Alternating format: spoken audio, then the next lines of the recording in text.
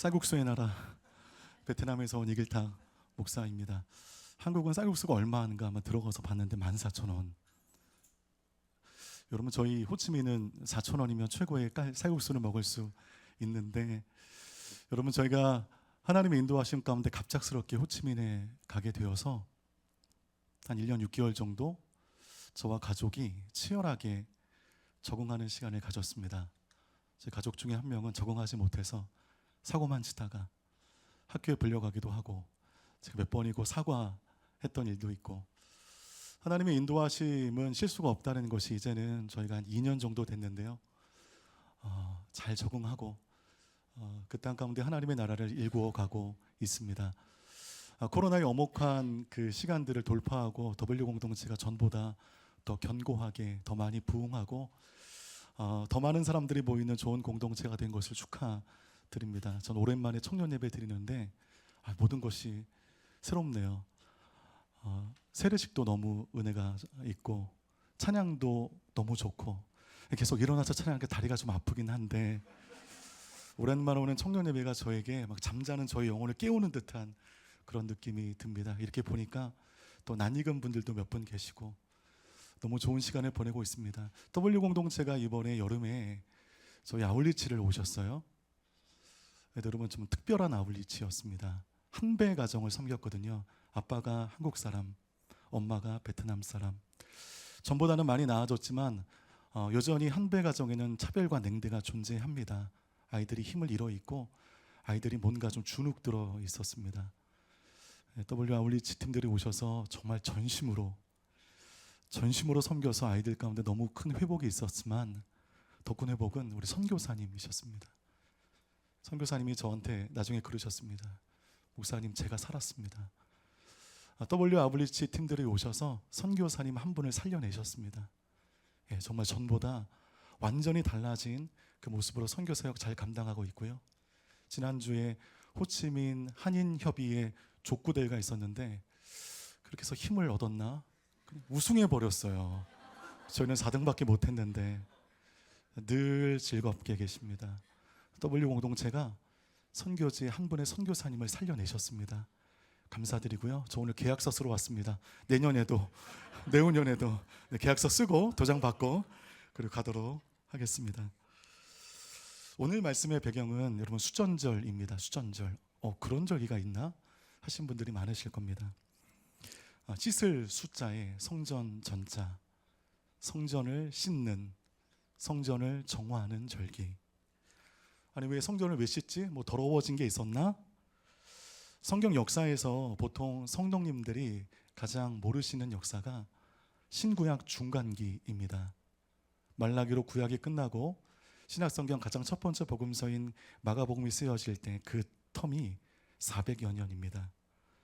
이 400여 년이 성경 가운데 없기 때문에 되게 이 중간기의 역사에 대해서는 우리가 잘 알지 못합니다. 그런데 이 중간기에 유대 역사적으로, 세계 역사적으로 매우 큰 사건이 있게 되는데, 헬라 왕조의 알렉산더라고 하는 불세출의 영웅이 등장해서 세상을 석권하게 됩니다. 연전연승으로 인도까지 세력을 확장하던 알렉산더가 인생 무생인가 봐요. 갑자기 죽게 되고 헬라의 유력 왕조에 의해서 식민지가 뿔뿔이 나뉘어지게 되는데, 그 가운데 가장 유력했던 왕조였던 셀류커스 왕조가 팔레스타인 지역을 포함한 중동의 넓은 지역을 통치하게 됩니다. 이미지를 한번 보여주시죠. 여기는 셀레우코스라고 되어 있는데 보통은 셀류커스라고 이야기합니다. 남을 설득할 능력이 없고 정치력이 부족한 사람이 되게 공포 정치를 하기 마련인데, 이 셀류커스 왕조의 안티오코스 4세가 바로 그런 사람이었습니다. 안티오코스 4세가 이스라엘을 점령했을 때 어떤 만행을 저질렀는가? 그것은 일반 역사책에 기록되어 있는 내용들입니다. 이스라엘 전역에서 거리를 지나가는 남자들을 무작위로 잡아서 그 자리에서 바지를 내리게 합니다. 얼마나 수치스러운 일입니까? 그 사람 중에 할례를 한 사람이 있다면 잡아가는 것이죠.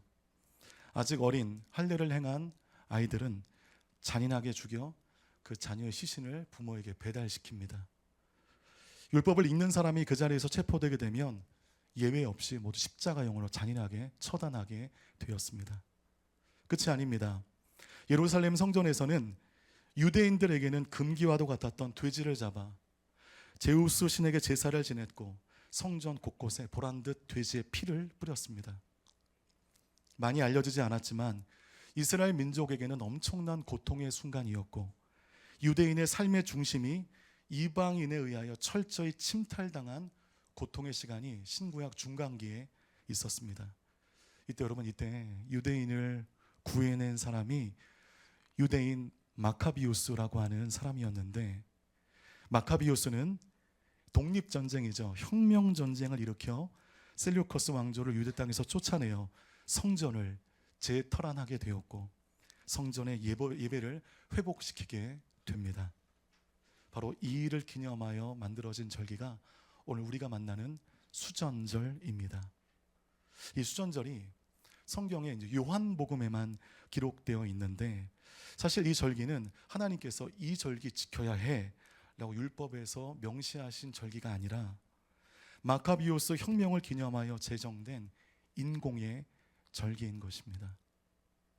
때문에 여러분, 이 절기의 무게중심이 여호와 하나님에 대한 감사, 여호와 하나님에 대한 은혜에 대한 영광, 이것이 아니라 마카비오스를 향수하는 분위기에 맞춰져 있는 절기가 이 수전절이었다는 것이죠. 바로 이 수전절에 우리 예수님께서 어디 계셨는가? 우리 요한복음 10장 23절 말씀 함께 읽겠습니다. 시작. 예수께서는 본절에서는 두 장소가 나오죠.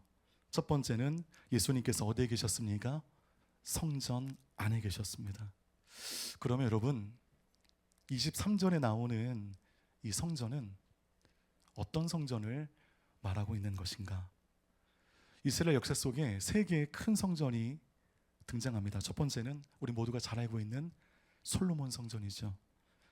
이 성전이 바벨론에 의하여 허물어지게 됩니다. 두 번째 성전이 스룹바벨 성전입니다. 페르시아 포로 귀환에서 돌아온 스룹바벨에 의해 재건된 성전인데 정말 볼품없는 성전이었지만 하나님께서는 그 성전을 너무 기뻐하셨습니다. 세 번째 성전이 오늘 본문에 나오는 이 성전인데 헤롯 대왕에 의해 세워진 예수님 시대 헤롯 성전입니다. 스룹바벨 성전 이후에 오랫동안 멋들어진 성전이 부재하다가 예수님 시대 이방인 헤롯에 의해 성전이 세워지게 되죠. 헤롯 대왕이 이방인으로서 로마의 컨펌을 받고 팔레스타인 지역을 담당하는 지역 왕으로 왔는데 오고 나니까 이상한 것을 알게 된 거예요.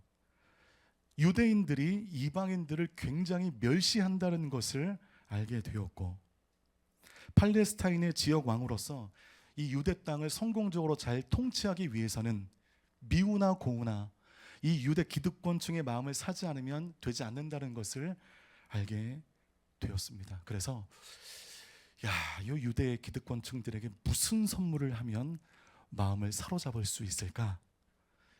고민을 하기 시작합니다. 그들의 마음을 사로잡는 최고의 선물을 주고 싶었습니다.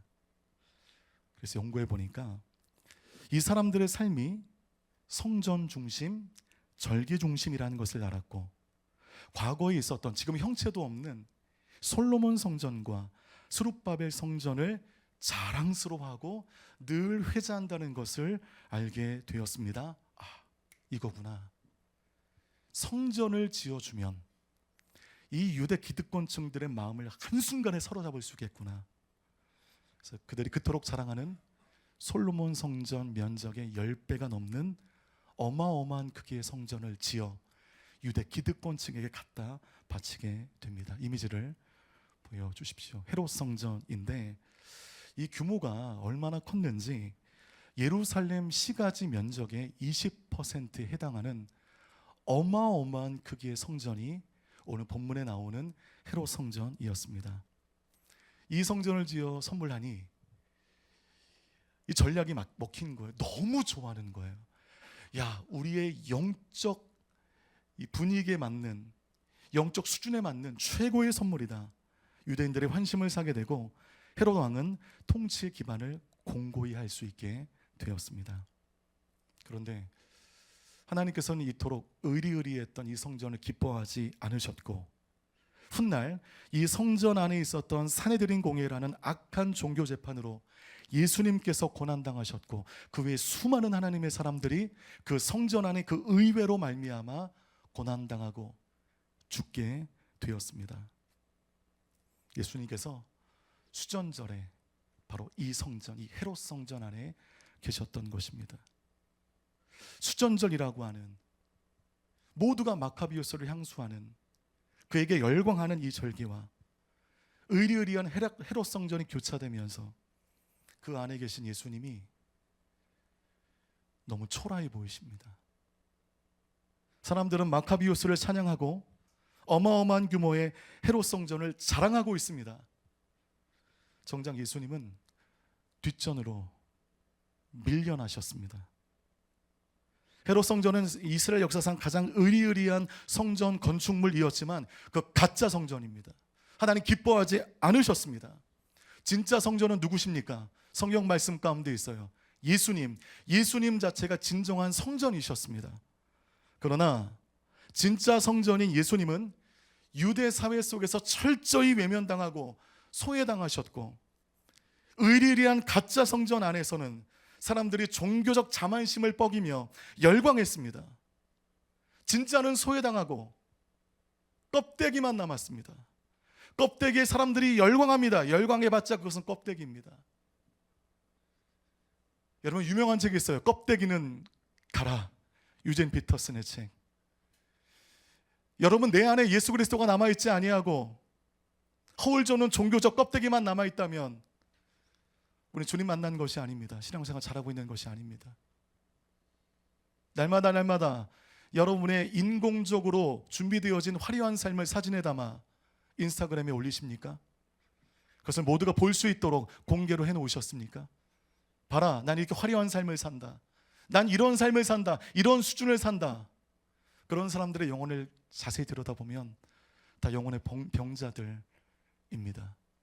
그리고 그런 삶은 우리 교육자들에게 다 노출되어 있다는 것을 아시고, 우리 교육자들은 그 SNS에 여러분을 통한 여러분의 영적 현실을 평가하고 있다는 것을 아시고, 여러분 이제 인스타그램을 적당하게 하시죠.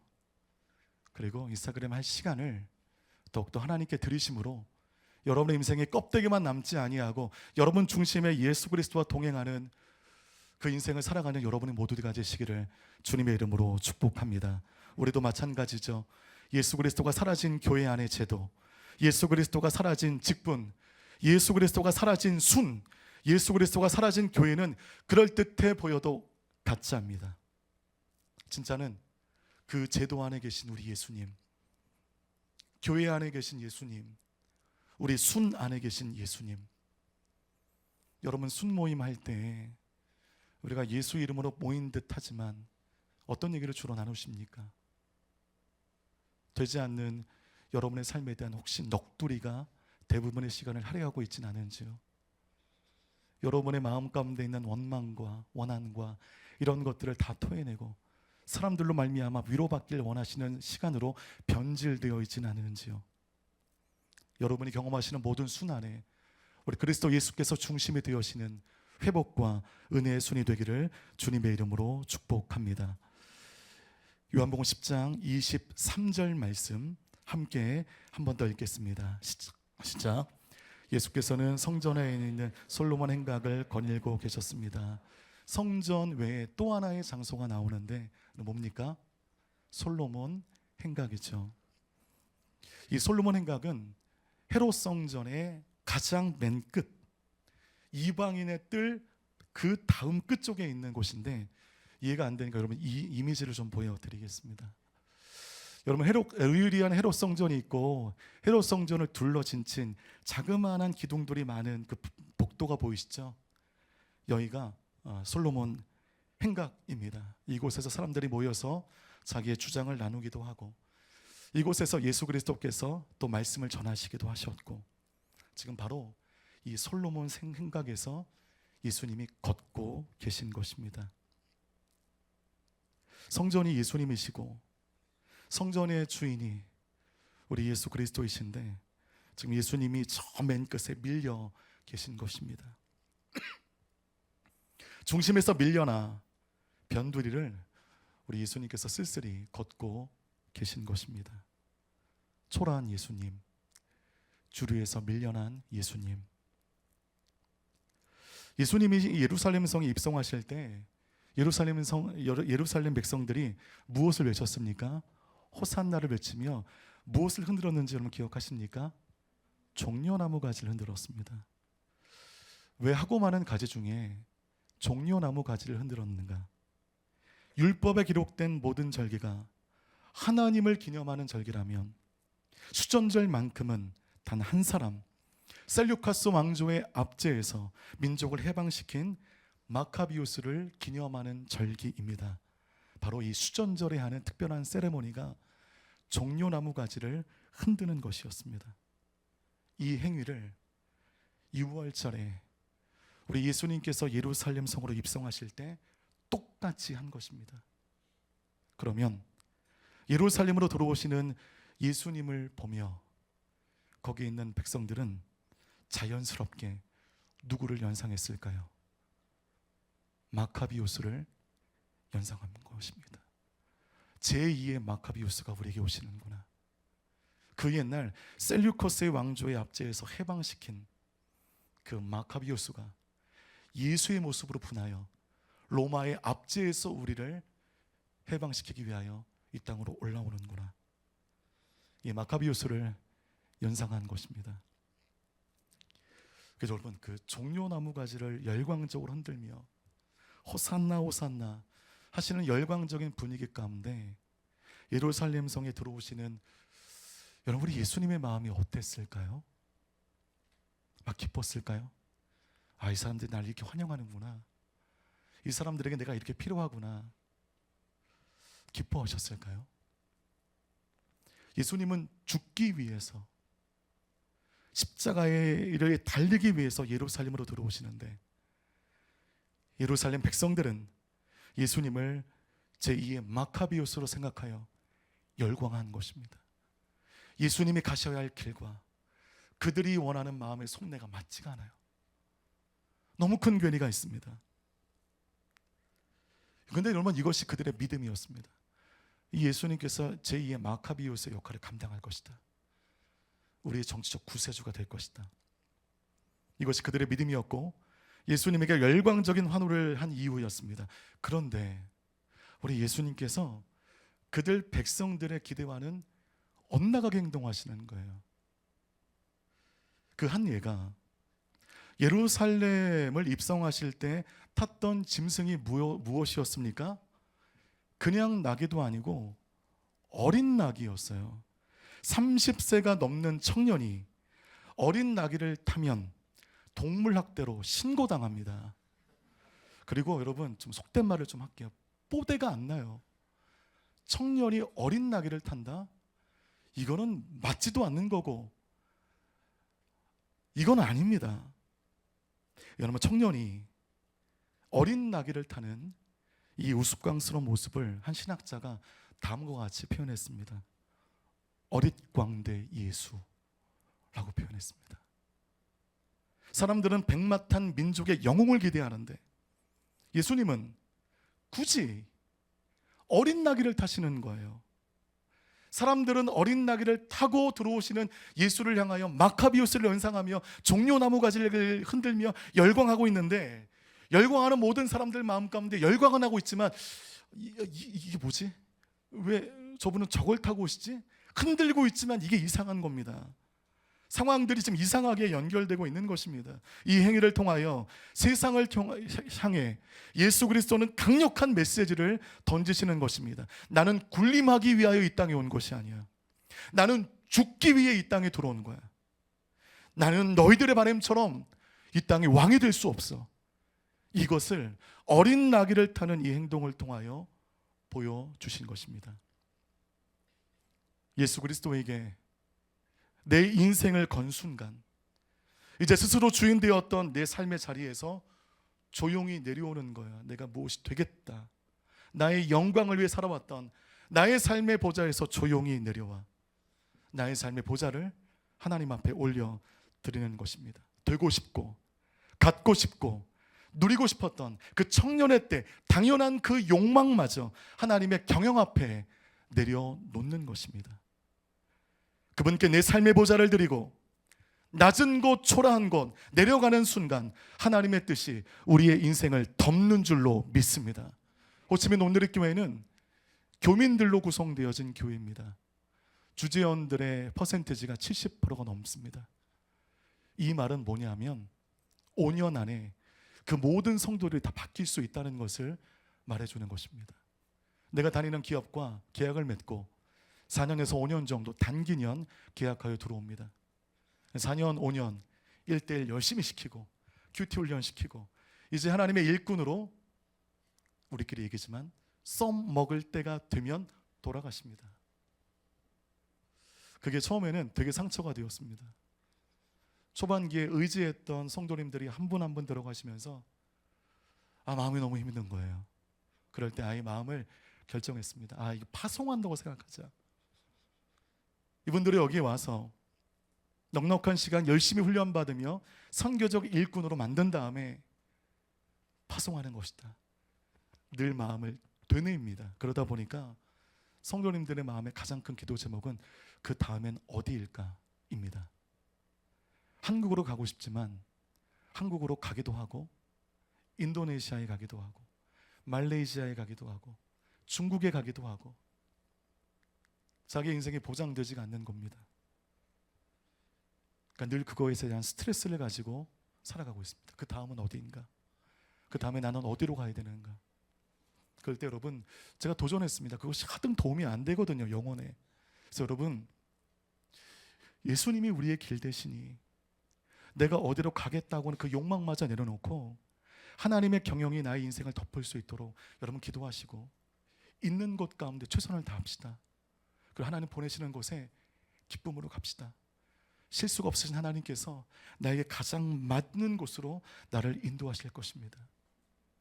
기도하고 사생결단 예배 드리지만 이제 떠나야 될 때가 되면 다시 마음이 조급해지는 것이죠. 여러분 모두 여러분 가고 싶다 되고 싶다는 그 욕망마저 하나님 앞에 조용히 내려놓고 하나님의 경영하심을 믿고 지금 보내신 곳에 힘을 다해 충성하시는 여러분 모두 되시기를 주님의 이름으로 축복합니다.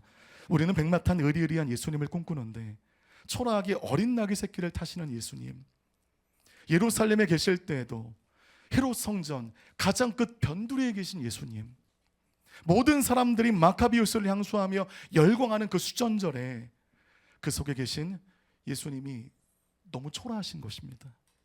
자기들의 마음대로 그린 예수 그리스도의 그림으로 열광적인 환영을 했지만 그러나 예수님께서 그들의 의도대로 행해주지 않자 그들은 며칠이 지나자 차라리 살인자 바라바를 살리라고 폭도로 돌변되어 있습니다. 그것이 우리의 인생입니다. 이 시간 함께 열광적으로 예배하고 기도할 때는 하나님의 뜻 가운데 어디든지 갈 수 있을 것으로 믿음이 생기지만 예배가 끝나고 저 문으로 나가는 순간 하나님 그래도 내가 원하는 그 길로 인도해 주십시오 라고 기도하기 시작하고 그 길로 인도하시지 않으면 하나님에 대한 원망과 실패감과 열등감으로 무너져 있는 우리들, 오늘 수전절 성전 변두리를 거니시는 초라한 예수님을 묵상해 보십시오. 과연 하나님께서 우리의 삶에 어떤 것을 원하고 인도하실 것인가? 요한복음 10장 25절 말씀 함께 읽겠습니다. 시작. 예수께서 대답하셨습니다. 내가 이미 말했지만 너희가 믿지 않는구나. 내가 내 아버지의 이름으로 행하는 일들이 나에 대해 증언한다. 수전절, 그것도 헤롯이 선물한 그 어마어마한 가짜 성전 안, 그것도 솔로몬 생각에 계신 우리 예수님, 초라한 예수님의 말씀을 누구도 경청하지 않습니다. 그 의리의리한 성전 안 솔로몬 행각을 거닐 때 예수님을 애워싼 사람들은 예수님을 믿지 않았습니다. 진리의 주님을 옆에 두고도 믿지 않고 보지 못하는 우매한 백성들, 예수님을 신뢰하지도 않았습니다. 그런 솔로몬 행각의 유대인을 향하여 예수님께서 이렇게 일관하시는데 너무 슬픈 일관을 하십니다. 우리 26절 말씀 함께 읽겠습니다. 시작.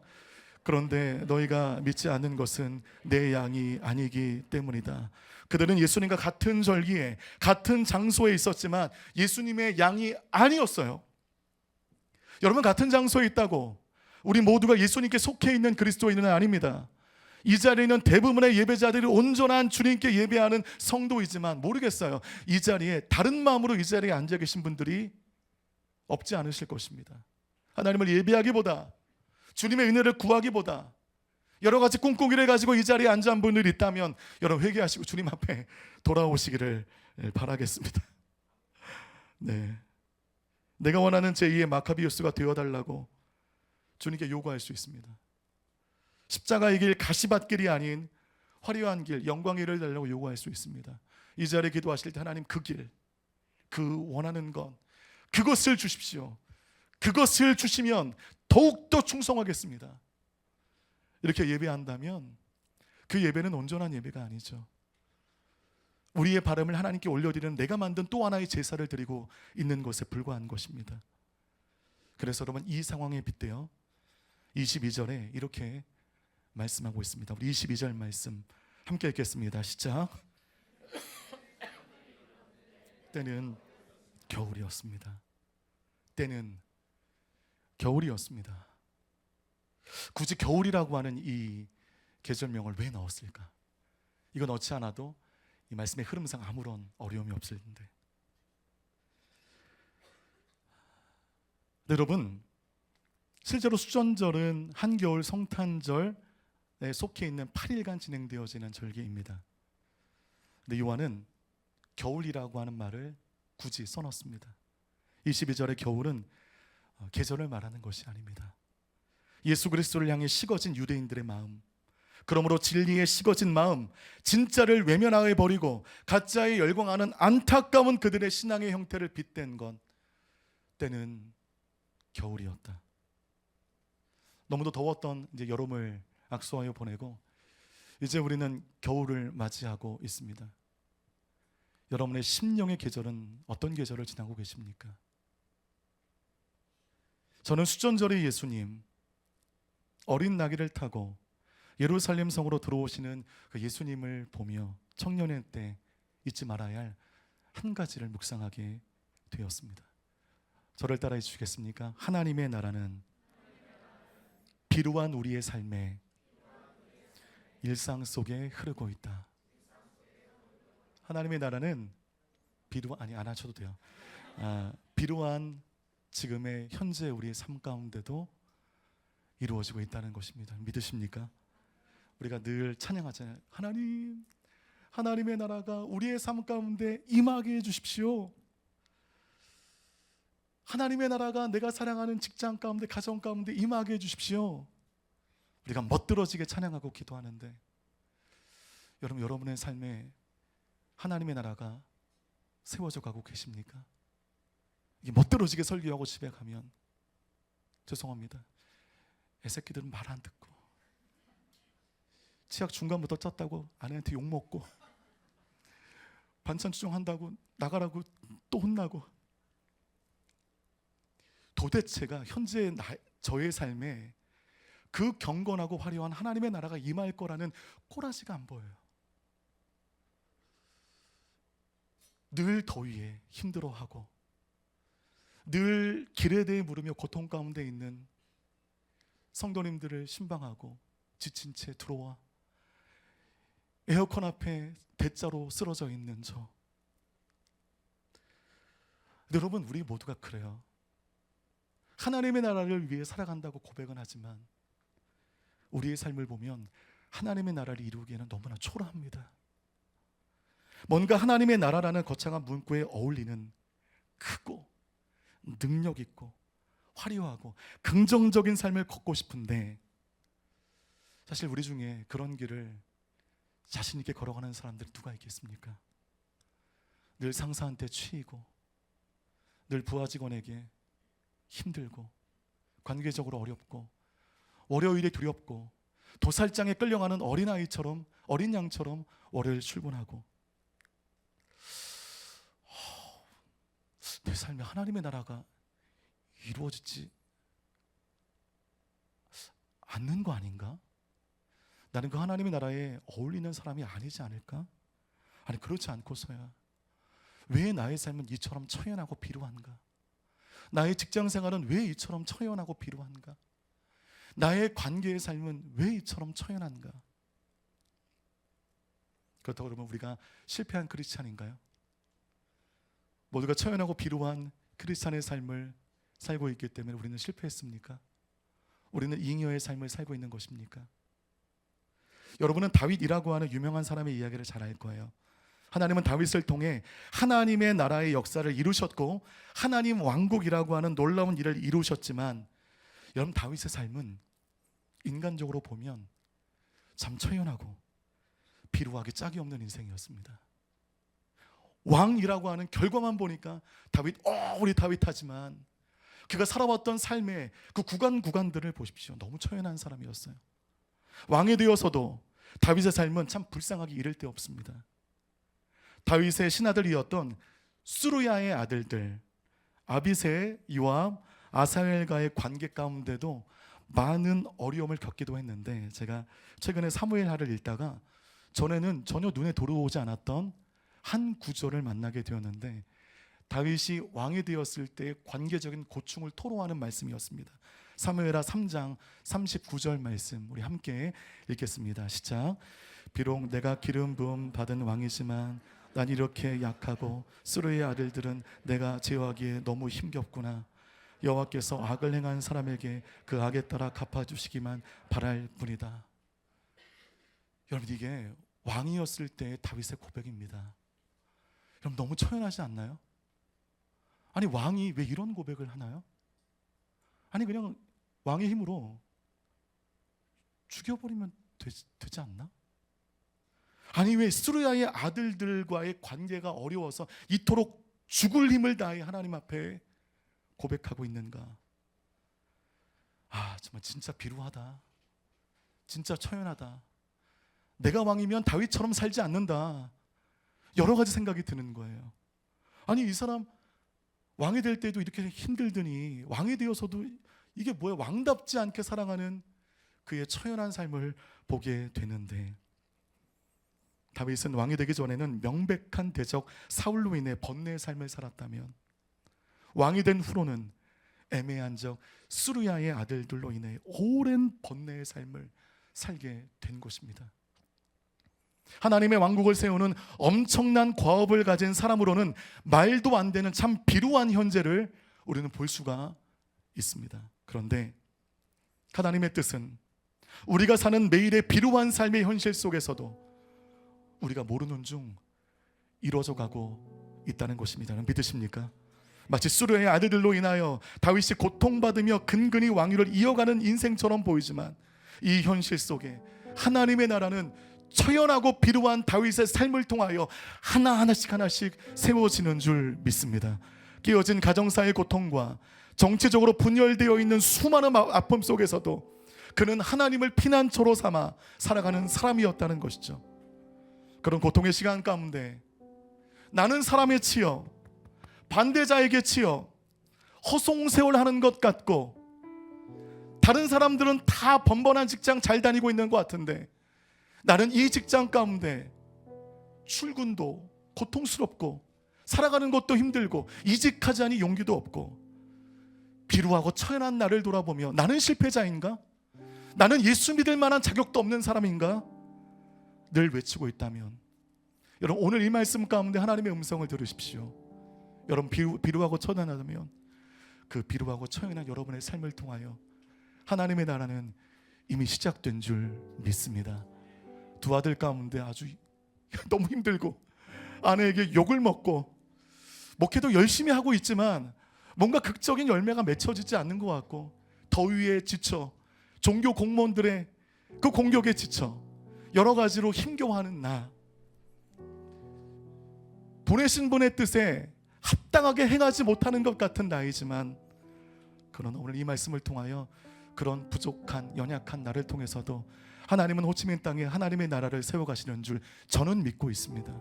여러분 모두 여러분 보내시는 것 가운데 때로는 비루하고 처연한 나를 보지만 그 가운데서도 조금씩 여러분의 삶에 하나님의 나라를 세워가시는 그 주님, 초라한 예수님 같지만 그 초라한 예수님으로 말미암아 완전한 구원의 일을 이루신 그 하나님의 권능과 인도하심이 여러분 삶 가운데 나타나기를 소망합니다.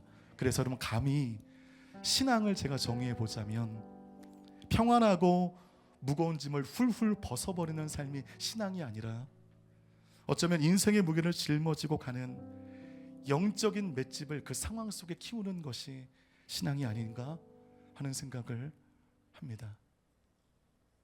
청년의 시기, 여러 많은 고통과 여러 많은 어려움이 있다는 것은 저는 잘 알고 있습니다. 7년간 수많은 청년들과 함께 호흡하며 청년의 삶에 만만치 않은 삶의 무게를 저는 보았기 때문이죠. 하지만 그렇지만 여러분, 아직 자립도 요원하고 내가 원하는 삶으로 나아가지도 못하고 뭔가 남들에게 인정받을 만한 그 삶을 살아가지 못한다 할지라도 그처럼 힘들게 하는 여러분의 직장 가운데, 여전히 평안하지 못한 여러분의 가정 가운데, 여러분의 일상 가운데 이미 하나님의 나라는 이루어져 가고 있는 줄 믿습니다. 그것을 믿고 보내신 분을 신뢰하며 보내신 곳 가운데 믿음으로 살아가는 W 공동체 모든 예배자들 되시기를 주님의 이름으로 축복합니다. 이 시간 함께 기도하며 나아갈 때, 하나님, 그렇습니다. 나는 나의 삶 너무나 비루하고 처연합니다. 나는 내가 잉여의 삶인 줄 알았고 하나님께 아무런 보탬이 되지 못하는 그런 인생인 줄 알았는데, 오늘 수전절의 예수님을 바라보며 다윗을 바라보며 지금 이 모양일지라도 나를 영하여 하나님의 나라를 이루어 가시는 하나님의 인도하심을 나는 믿습니다. 주님, 그 주님을 바라보며 보내신 것 가운데 하나님의 나라를 세워가는 온전한 예배자로